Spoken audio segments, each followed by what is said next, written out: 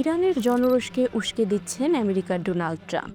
এমন অভিযোগ তো আছে। এরই মধ্যে ইরানি জনগণের প্রতি সমর্থন জানিয়ে তুরস্কের ইস্তানবুলে বিশাল বিক্ষোভ সমাবেশ অনুষ্ঠিত হয়েছে। গত 1 ফেব্রুয়ারি ইস্তানবুলে অবস্থিত মার্কিন কনসুলেট জেনারেলের সামনে বিক্ষোভকারীরা ডোনাল্ড ট্রাম্প এবং ইসরায়েলি প্রধানমন্ত্রী বেনিয়ামিন নেতানিয়াহুর ছবিতে আগুন দেন। বিক্ষোভ চলাকালীন আন্দোলনকারীরা প্রথমে আমেরিকা ও ইসরায়েলের জাতীয় পতাকায় আগুন ধরিয়ে দেন এবং পরে দুই দেশের শীর্ষ নেতার ছবি সংবলিত পোস্টার পুড়িয়ে ক্ষোভ প্রকাশ করেন।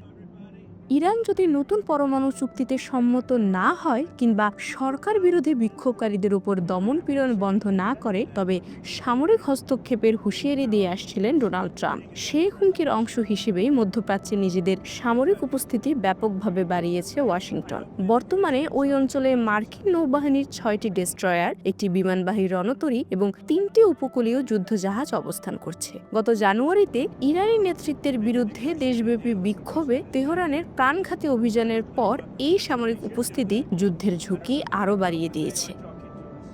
ইরানের ধর্মীয় শাসক গোষ্ঠী এবং ট্রাম্প প্রশাসনের মধ্যে তীব্র বিরোধ সত্ত্বেও উভয় পক্ষই পুনরায় আলোচনায় বসার ইঙ্গিত দিয়েছে। এদিকে তুরস্কের মতো আঞ্চলিক মিত্র দেশগুলো পরিস্থিতি শান্ত করতে এবং উত্তেজনা নিরসনে কূটনৈতিক প্রচেষ্টা চালিয়ে যাচ্ছে।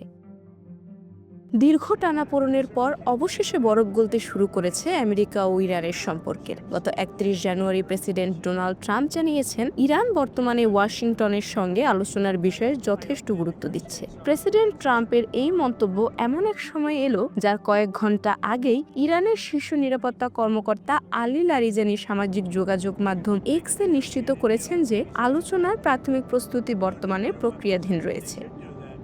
প্রেসিডেন্টের বিশেষ বিমান এয়ারফোর্স ওয়ানে সাংবাদিকদের সঙ্গে আলাপকালে ট্রাম্প ইরানকে একটি গ্রহণযোগ্য চুক্তিতে আসার আহ্বান জানান। তিনি স্পষ্টভাবে উল্লেখ করেন যে এই চুক্তির প্রধান শর্ত হতে হবে ইরান কোনোভাবে পারমাণবিক অস্ত্র তৈরি বা সংরক্ষণ করতে পারবে না।